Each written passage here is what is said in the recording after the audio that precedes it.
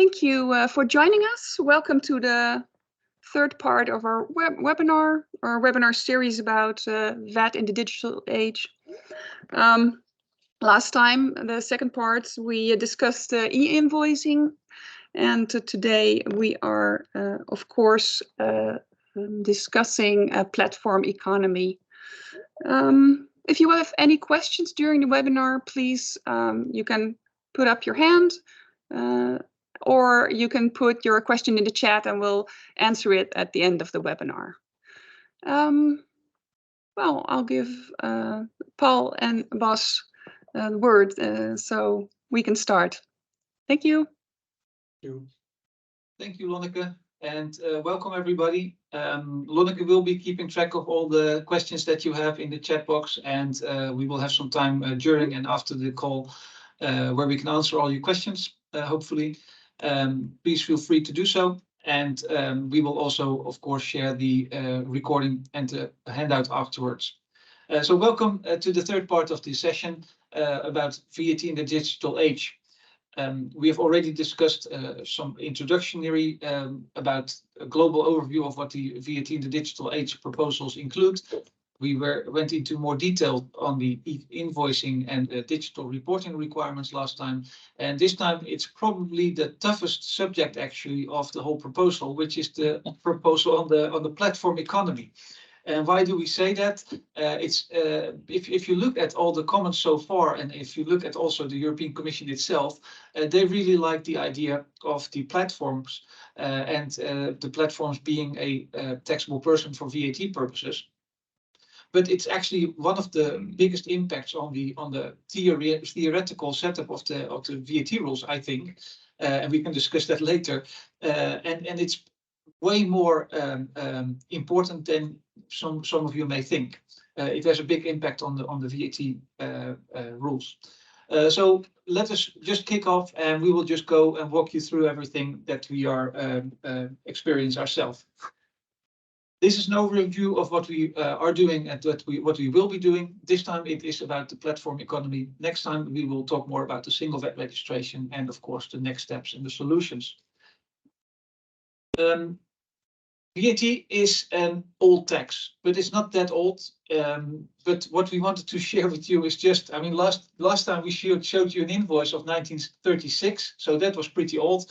VAT exists already for some longer time, but with the whole new VAT in the digital age, I think what the European Commission tried to do is they really wanted to make it the tax of the future. We started in the Stone Age. We went through a whole series of evolvements and growth, I would almost say.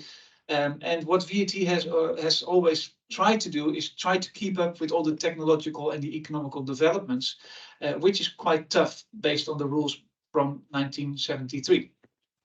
So I think with ViDA, I think they took a really big step forward. We're not there yet. I mean, we have all seen the plans already of the definitive system that they want to implement. When that will come, we don't know. We'll see. Well, the big step is there with the platform solutions, or the platform scheme as a solution to collect VAT, which was previously not collected. So if you look to it from a financial perspective, for all the tax authorities of the European Union, yes, ViDA is a big step forward. Yeah, I think so. Collecting VAT, which wasn't collected before. Yeah. Absolutely. No, and I think that if you look, ViDA is covering three main issues. It's looking at the e-invoicing and the digital reporting, at the single VAT registration, and at platforms. And all of these three elements are looking forward. I mean, they take into account the technological developments from the past decades. Digital reporting is becoming now more or less the rule. It's going to be, everything is going to be digital, which means that reporting is much faster, it's much more efficient, but it's also way easier to track any matches or mismatches for the tax authorities. So the digitalization of the reporting is really a big step forward into the future, and big data processing, analytics, all those type of things. It's going to be way more easy to control everything and to keep track of everything and actually to see everything that's going on. If you compare that to 20 years ago, that was not possible. Yeah. So e-invoicing and DRR is really a big step forward. Of course, a single VAT registration is also another big step forward, because now you have to register everywhere. You have to comply with all the administrative requirements in all the countries. You have to appoint VAT representatives, etc., etc. So that is really a big step forward, that you now can actually submit all your transactions in all of the EU in one single VAT return. That's going to be a really big change. The next step is, of course, then moving from the origin principle to the destination principle. That's not there yet, but I think this is really a step forward towards that. Yeah, we are moving on that one. Yeah, definitely. And then, of course, the platforms. I mean, we always were used to the taxable person definition that we have. And right now, with these new proposals, I mean, we already were used a little bit since the e-commerce rules from July 2021, that there is a new taxable person. Yeah, you call it a new taxable person, both, or is it a new deemed supplier? Yeah. Because platforms as such are already a taxable person. True. But there are a lot of discussion there what the type and the nature of their services are if they act as a platform. So indeed, the deemed supplier role for platforms make them a different one than the other ones. And the difference is that it is the ultimate solution to collect VAT from others who are not reporting the VAT or not even charging it. So it's a step forward to use other parties to hold them responsible for the VAT which should be collected. So that's the big change. Yeah. And it was discussed very long. It was discussed for many years whether or not that should be a possible way forward. Well, proves to be. Yeah. Everyone is lucky with the 2021 introduction of the electronic marketplace or the electronic Interface, yeah. interfaces. I see your inlet there with Wilhelm von Siemens, a German businessman. Is that the guy from Siemens, or is he really calling Wilhelm von Siemens? I didn't check that actually, but It should be the founder of Siemens. I was actually more looking at the American person. I mean, in America, in the USA, they don't have a VAT, but it's actually an American who invented VAT, which I thought was interesting. Really? Okay. Apparently. So it was not Siemens itself. Okay, good. Yeah. Let's move. And we can talk about the history of VAT another time, right? Yeah, let's do so. No, I think platforms, to me, I mean, it's very interesting to see what has been changing in the past couple of years, because we were used to have just a single supplier and a single customer, and they did a deal, a transaction, that's it. So what is a platform now actually doing?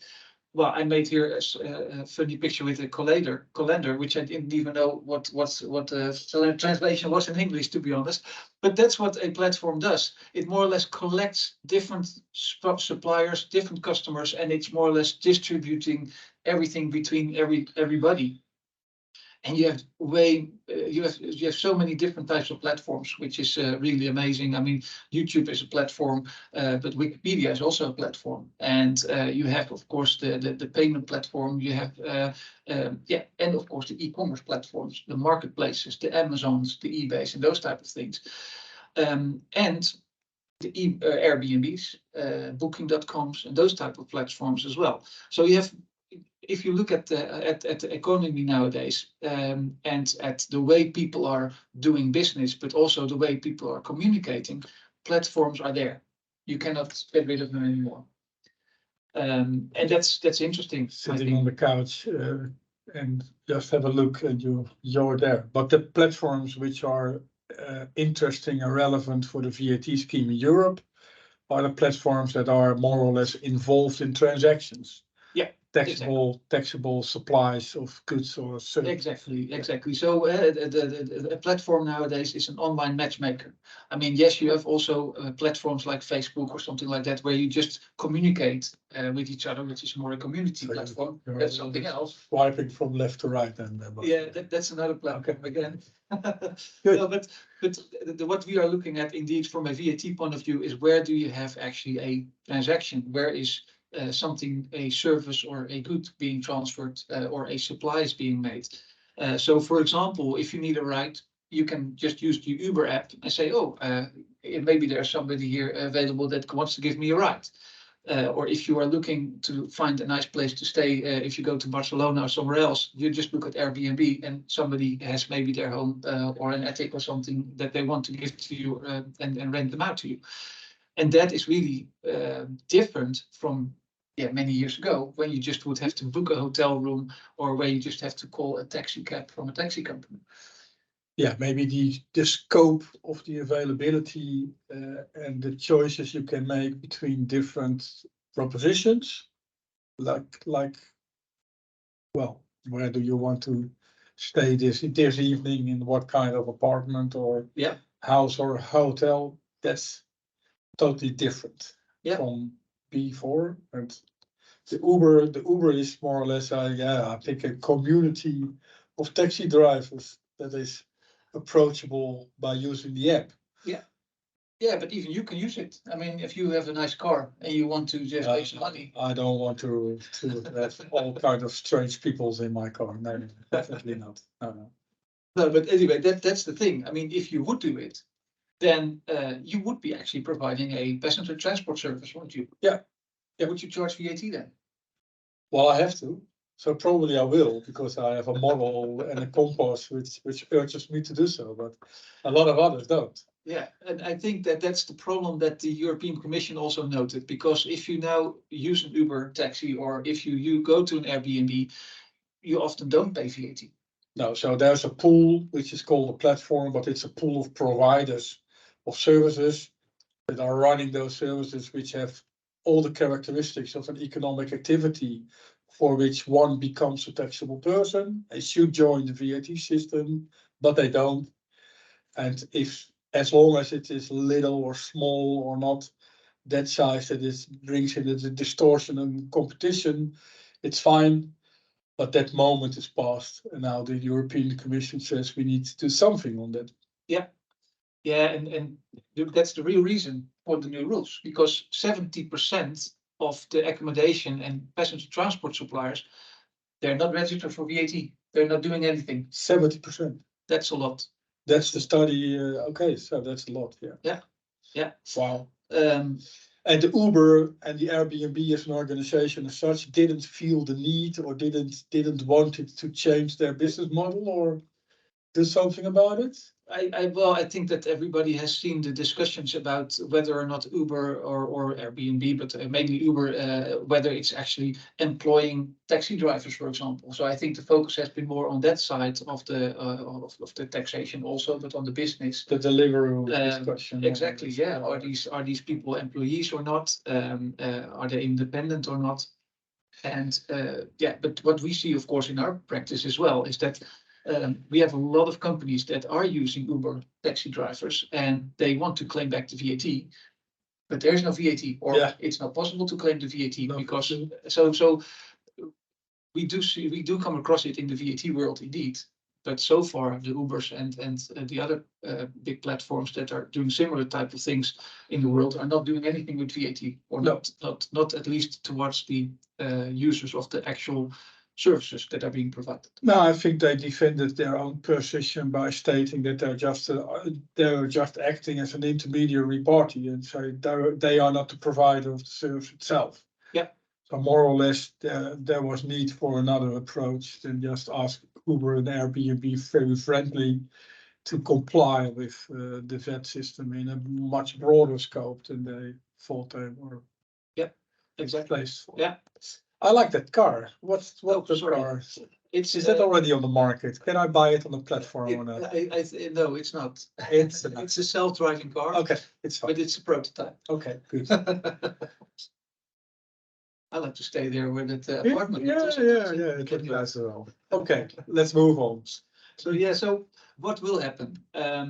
1st of January 2025, the new rules will become applicable if the proposals are accepted, etc., etc. But what will happen is that the Airbnbs and the other platforms that are providing short-term accommodation and passenger transport services, they will become a deemed supplier.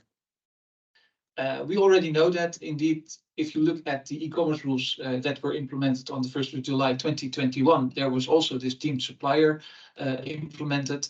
And that applies to taxable persons who facilitate through the use of an electronic interface the services or the goods that are being sold. And I think those are the two elements, that's why I underlined it, that are really important. You have to really facilitate, you have to bring the parties together. That's more or less what that means, facilitating, through the use of an electronic interface. And that can be a website, that can be an app, or that can be something that people can access, that you sometimes have to create an account, or sometimes you just have free access to the website or to the app.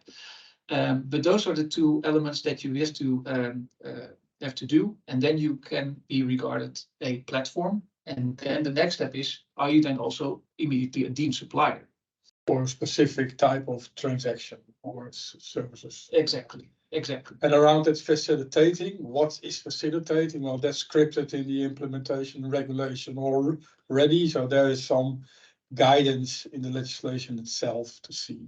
Yeah, and then with the big note there, because that guidance was written as explanatory notes to the e-commerce rules that were implemented on the 1st of July 2021. And we think that still applies, and the same definitions and the same interpretations and explanations and examples can be used also here if we are now looking at the ViDA proposals. Yep. And that's what we believe. Okay. This is, by the way, the other reason why the EU Commission wants to implement this. They are hoping up at a lot of extra money. Wow. And actually, just before the call, you said, okay, well, is it really per year? And I'm actually, because you asked me, I wasn't sure anymore, but it's a big number, 6.6 billion. And it does look actually pretty okay, because that's also, they collected more than 10 billion euros by just implementing the deemed supplier rules for the e-commerce. For the distance sales. Yeah, okay. So that's a serious amount then. Yeah, good. And that's also what member states are missing now. So the member states are really likely to accept this without a problem. That's a big number. Yep. Okay. And it's only for short-term accommodation, rental, and passenger transport. That's good to see. So it's a first step. Those are specific services that are, as a first step, brought into the platform. Yeah, because that's where the EU Commission saw the most distortion. Yeah, I agree. Okay, good. So now they have made this new article, which is now still a proposal, but this will then be the new article. And why did we write down all these numbers here? Oh, yeah. It's a lot of text. We don't like it, but we wanted to show you that it only applies if the underlying seller is meeting these requirements. So it must be a private individual, or it must be a non-taxable legal person, etc. I mean, the list that you see there, that's it. If it's just one of those underlying sellers, then you will become a deemed supplier as a platform. So any other supplier that does not fall under this list means that you don't, that as a platform, you're not a deemed supplier. So that's why we wanted to list this for you. Yeah, this is more or less not charging VAT, means anyone who is not joining in the VAT system as a taxable person. So he may be, from a theoretical point of view, be a taxable person, or even is registered as such, but he's not charging VAT. Yeah. So if you don't charge VAT, you're not in the system as such. It doesn't run the system like it should be. Yeah. So we're missing out the collection of VAT there. Yeah. So okay, So for example, the farmer that runs a B&B on the side at his farm, he's probably not VAT registered, or it falls under the special scheme, etc. So because he is not charging VAT. Yeah. he still falls under this rule. Yeah, initially I know that the Airbnb and Uber discussion was based as a C2C discussion. What are we going to do about C2C services? Which is a very nasty discussion because you're not a C2C, you are a B2C, but maybe you're a big C and a small b. But that's more or less how we probably approached it in the discussion phase. Yeah, no, exactly. So I made this picture just to make it even more clear, hopefully. So we are calling it indeed a non-VAT charging service providers. And they are selling the services. They are still the service provider. I mean, you are still using the apartment of that person where you are using, who owns the building or who owns the apartment. But the platform is going to charge you for it. And they are also charging you the VAT on that. They will also have to report and pay the VAT to the local tax authorities. Or they will just keep it in their own pockets and just pass on the amount to the non-VAT charging service provider, excluding the VAT collection. Yeah, exactly. So is there any idea how that will be moving from pricing? Is this leading to higher prices on Airbnb and Uber? Well, that's a good question. I think that the European Commission is expecting the prices to increase because one of the things is that they are doing this because of the distortion in competition. Hotel rooms are now maybe more expensive than apartments from the neighbor next door who is using Airbnb. On the other hand, yeah, I mean that I don't know. I have no idea as well. No. I don't know what the effect will be. I think they did calculate some of that. I didn't actually read all of that, sorry. But what will happen indeed is that the customer will have to pay the price, and that price is usually including the VAT indeed, but the platform will be responsible for collecting and paying the VAT and reporting the VAT, sorry, to the local tax authorities. And because it is accommodation and because it is passenger transport, those type of services, if provided in the B2C situation, but they are always subject to local VAT in the country where the service takes place. Yeah, specific rules apply there. Yeah. So that means that if you are renting an apartment in Barcelona, you have to pay Spanish VAT. If you are taking that Uber drive in Germany, then you have to pay German VAT. Yeah, but that's the place of consumption, so that matches the destination principle. Exactly. So that platform will have to charge VAT in that country, which means that the platform will have to register for VAT in all the countries where the underlying supplies take place. Or use the one-stop. Exactly. And then luckily we have now the solution of the one-stop shop. So they can use the one-stop shop. Yeah, of course. Yeah. And likely they will do so. Then, of course, they will also charge a commission to the Airbnb owner. And that commission, there has been a lot of discussions on that. What is the platform doing actually for the service provider? Is it the commission? Yeah. Is it what type of services are they providing? Is it an electronic service or not? Well, that is also now made clear in the proposal. It is an intermediary service linked, which is subject to VAT in the country where the underlying service takes place. So if you are renting an apartment in Barcelona in Spain, then that means that the commission that is being charged to the supplier, the underlying seller, that is also subject to Spanish VAT. So if I have an apartment in Barcelona as a Dutch private individual living here, and I rent it out through Airbnb, I will get an invoice from Airbnb with Spanish VAT. Yeah. Wow. And as long as I am not registered as a taxable person, that's it. I'm just hit with Spanish VAT on the charge of the Airbnb. And I probably get less money from Airbnb because they are paying Spanish VAT to the Spanish tax authorities on the one-stop shop. Yeah. Wow. So I really think about registering for VAT in Spain then.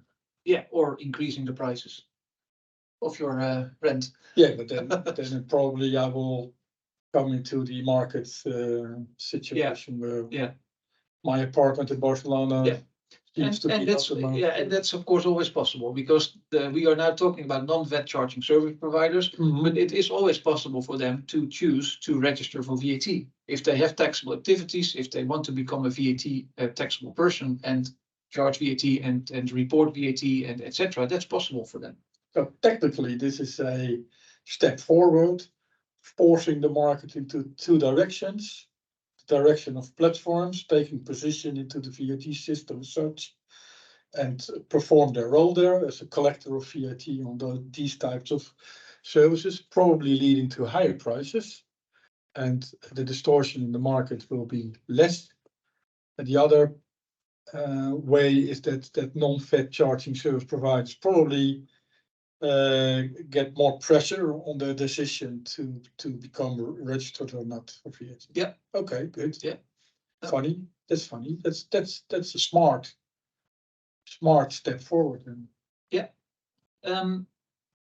Monica, maybe good timing just to check if there's any questions so far.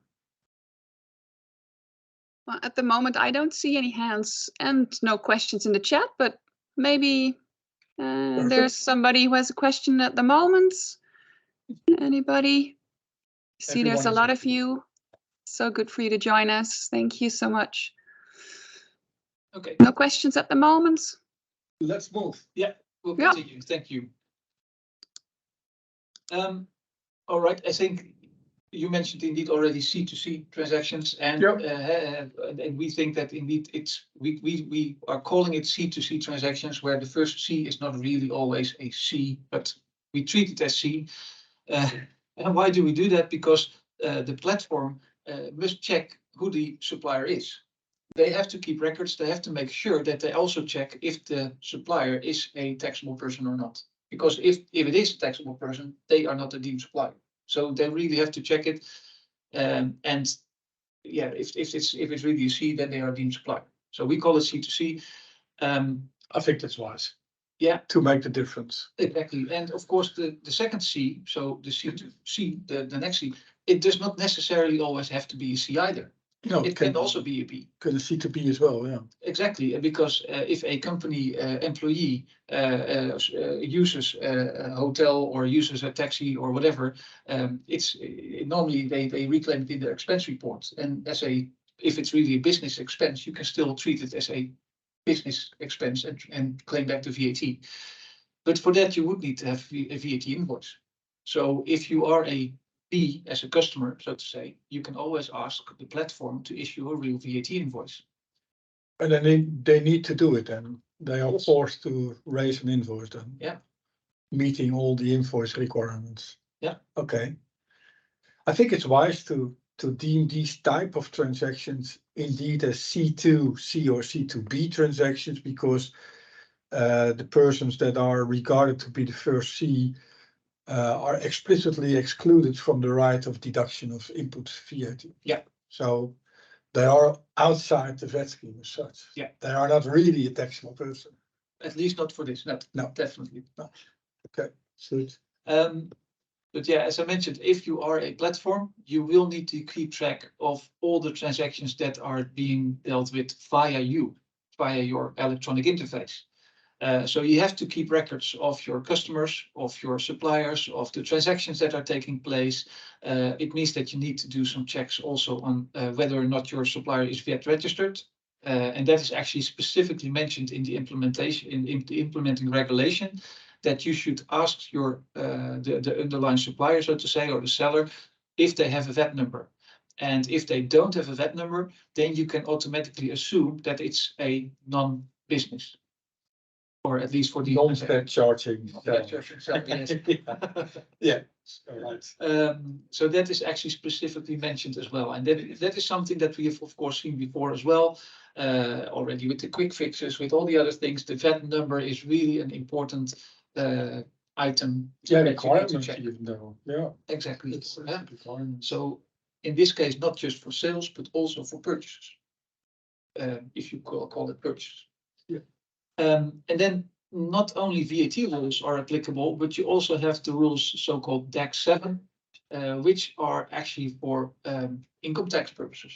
Yeah. Corporate tax purposes. I mean, if you have a platform, that means that you have to keep track of all the people, all the users of your platform. And if they are selling stuff via your platform, you have to keep track of that. And you have to actually make an annual overview and list and send that to the tax authorities. And the tax authorities can use that for income tax purposes to check if the person who is owning the department if they're actually also reporting their income from renting out the apartment. That's something that the DAX 7 rules are used for. At least that's the idea. Well, that brings a question mark. As a private individual renting out an apartment in Barcelona, let's say I'm living in Iceland. I just recovered from the Landsbanki case, and I'm living in Iceland, and I rent out my apartment in Barcelona, and I don't want to rent it out through a platform. So I just have a beautiful website, big, beautiful apartment in the middle of Barcelona. You can rent it. Send me an email. I don't use platform. How is the European legislation in place to collect VAT from me, renting out my apartment in Barcelona from the bench in Iceland? They simply don't. Yeah, I was going to say that. Yeah, I don't. I mean, unless they really check your website and go visit you and ask you what you're doing, but even then, yeah, it's going to be tough. But yeah, if you now do it via a platform, the platform has to report you as owner of the apartment. Yeah, but this would be yeah, probably force some people to no longer use platforms if it's not necessary to have your apartment rented out. Yeah. So maybe it influences the scope of use of platforms as well. Could be, and also the other way around, because people may not want to use a platform that easily anymore, or think about it twice or three times, but also for platforms themselves, because they have to collect all that data and all that information. They have to keep it in their bookkeeping. They have to report it to the tax authorities. So also for platforms themselves, it's quite a burden to set up this whole know your customer process and to keep all that information and to ask all that information. So if you are a platform, it's really under the DAX 7 rules, you are already obliged to do so. But that's what I mean. You need to do it. Yeah. So as a platform, it's pretty clear. But as a underlying seller, making the decision to provide my services through a platform or not, there will be definitely some underlying sellers that will stop using your platform, and try to attract the market in another way, and then you still will have some distortion, but it will very limited. It will be a limited. Yes. Yeah. No, but what I mean to say is also that what you saw with the e-commerce rules, the 1st of July 2021, also there, the platforms were obliged to collect information and data for all the suppliers, for all the transactions, etc. And they had to set up a real strict know your customer or know your user process. And if you don't meet their requirements, they kick you out as a supplier on the platform. So it works both ways. Yeah, that's what I mean. Sanity. And to be honest, I know that some of these big platforms are really struggling with collecting all that data, because it's quite a lot of information that you need to collect.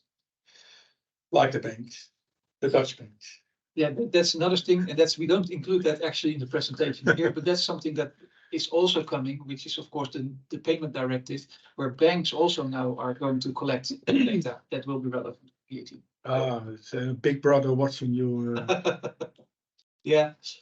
So I think this is the big portion of the proposal. I mean, if you look at all the comments also on the internet, and also the presentations from the EU Commission themselves, they all focus on this passenger transport, on the accommodation rental, etc. But there's one tiny thing in there, which is also there, which is a change in Article 14A of the directive, which says that now you have the deemed supplier role for platforms that are operating in for the non-EU distance sales. And they have to act as a deemed supplier if there are consignments below 150 euros. One thing that will be new from the 1st of January 2025 is that they have to use the IOSS scheme. Currently, that's not necessary or not mandatory, but they will have to start using it. So that's one change. And the other change is that for intra-EU transactions, in very specific cases, you may want to use the deemed supplier regime, but it will be actually become the main rule. There will be a deemed supplier regime for all intra-EU sales if you are selling via a platform. And what do you have to think about? Well, if you are selling via Amazon and you are just in Europe and the goods are remaining in Europe, etc., that means that all your sales via Amazon will have to be reported through Amazon. Amazon will have to charge VAT on everything. They will have to collect the VAT everywhere. They will have to report it everywhere. So all the turnover of the big platforms is going to be platform turnover.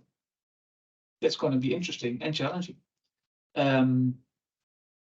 So that's a big change, which is, I mean, I haven't seen that much about it actually, to be honest. But I think that's going to be a big change. There is some discussion there about the scope of the proposed article, so it's not pretty clear. Yeah. So let's see what happens there. Exactly. I think that the non-EU sales, I think that is more or less clear because it's already in place. We have been used to it now for, what is it, almost 2 years. So that seems to work. So that's okay. As I said, the big change is that a platform will have to use the IOSS scheme, which is currently an option.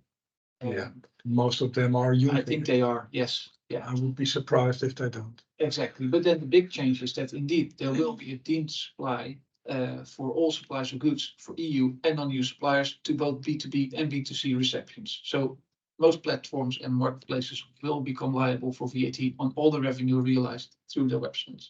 That's going to be a big change. Okay. And to be honest, I haven't heard that much about this one. So it's going to be interesting to see. Everyone focused more on the DRR than the electronic invoices and that stuff. The good news here is that if you are a platform and you will have to report and charge and do all the VAT stuff, you can use the OSS scheme. So that's the good news. And it also, you can use it if you have a platform, for example, in the Netherlands, but the goods are being shipped from Germany into Germany. So also non-cross-border transactions, you can also use the OSS scheme for that. If you're not established there. If you're not established in Germany, correct. Yeah, okay. Yeah. Get that. So that's also an interesting thing that you see there. Yeah, it's heavy. Yeah. Tough. This one is something that we showed you before, and what we wanted to show you is that this is, of course, the envisaged timeline. We don't know what it will be, but right now, if everything goes through, clock is ticking, yeah. Yeah, exactly. The plan is that on the 1st of January 2025, this team supplier role will become the rule. Yeah, with the extending of us. Yes. Yeah, correct. Yeah. So that's going to be well, not too far away. And that call of stock scheme will be changed as well. Or is that something for the next webinar, or is it included in this one? No. Well, if you want to talk about it, that's fine. But well, we didn't include it today.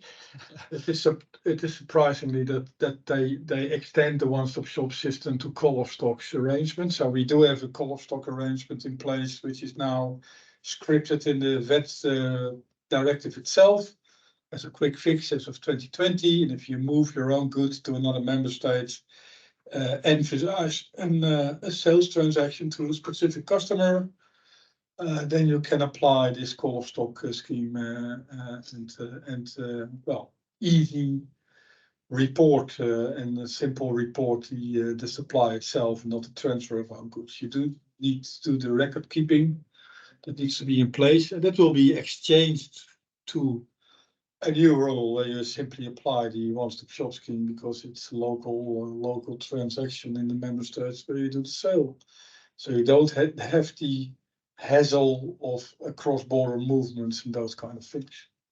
It's really simplified, but the question is, why do we change well, apparently a new scheme as of 2020 already into another scheme?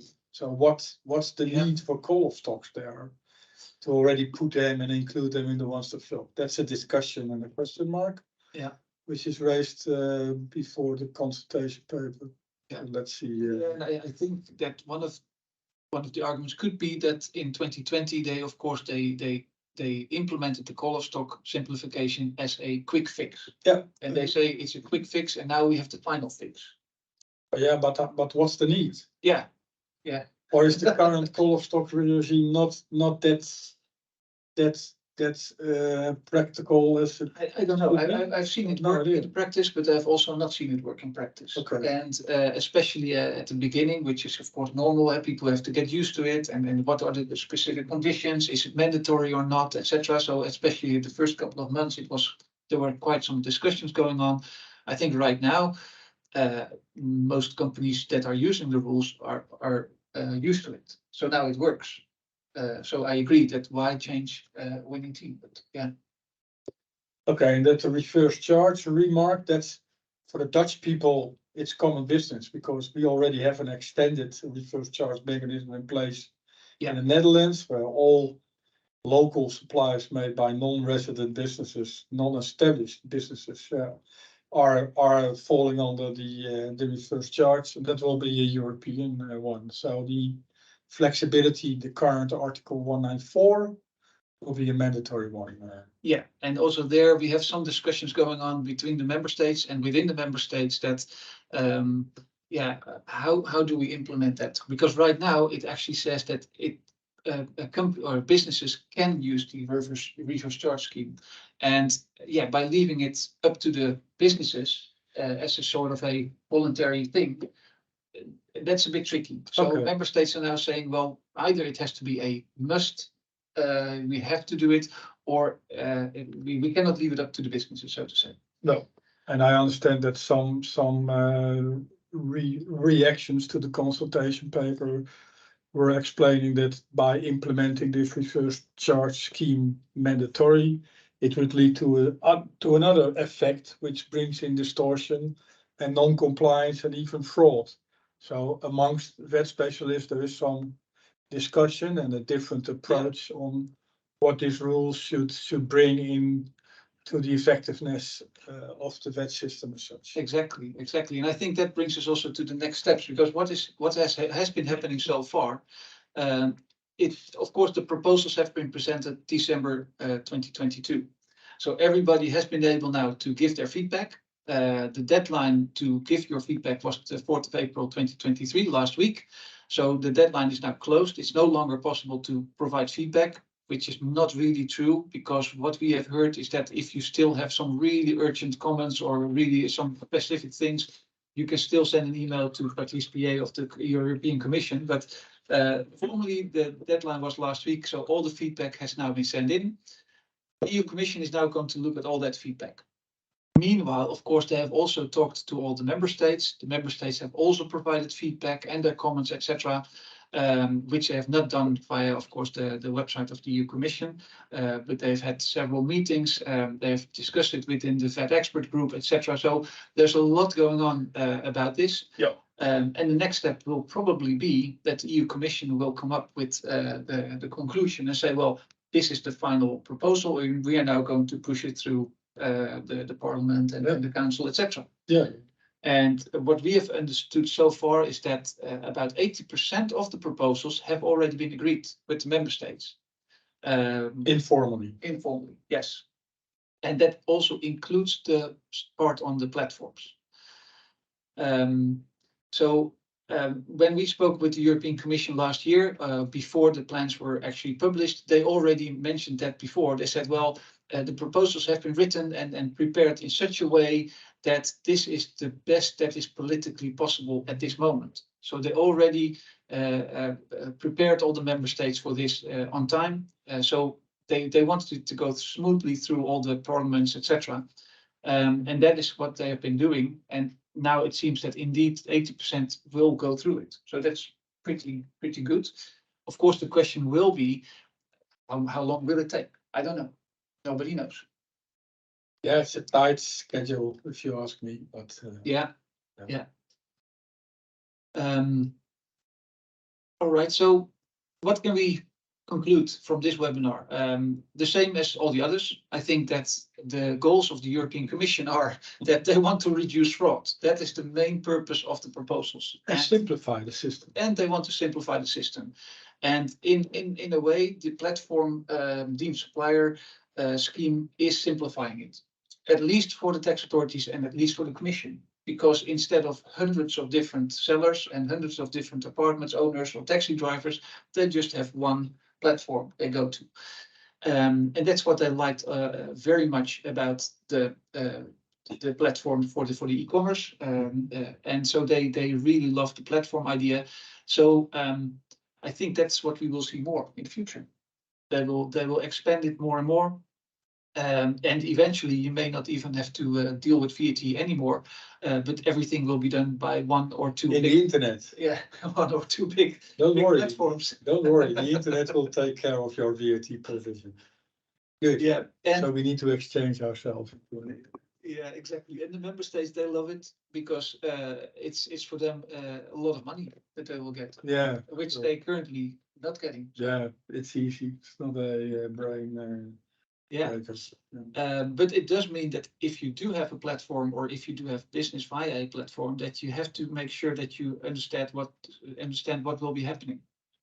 So make sure that you actually check what you're doing, that if you have a platform, that you do have a check on your users, on the suppliers, on the sellers, and also on your customers. And how do you keep track of all the transactions, for example, of the prices that are being charged. One thing that we didn't discuss, for example, is how do you deal with additional stuff that the person gets if you are staying at the apartment. I mean, you go there and you bring your dog, but you didn't actually mention that you have a dog. So at the hotel or at the Airbnb apartment itself, you have to pay 10 euros extra for the dog. How is that captured here? Impossible. So, so those Is that an issue then? well, it could be. I mean, shouldn't you pay VAT for the dog then either as well? Anyway, Dogs are VAT free, I think so. like fruit and vegetables and. That's only if you eat them, right? But never mind. Now we're getting to a completely different discussion. Okay, I good. think we go back to Lonneke now. Do you have any questions, Lonneke? No, I didn't see any questions coming in. Does anybody have questions at the moment? I don't see any hands. Good. And if not, thank you, Bas and Paul. Thank you all for joining us. Yeah. Yeah, thank you all for joining us, people. And the next webinar will be on the 3rd of May, and we will be discussing single VAT registration. So, of course, we will send you the sheets of this webinar, and there is recording, and we will have a link to our YouTube channel, and I will give you that later.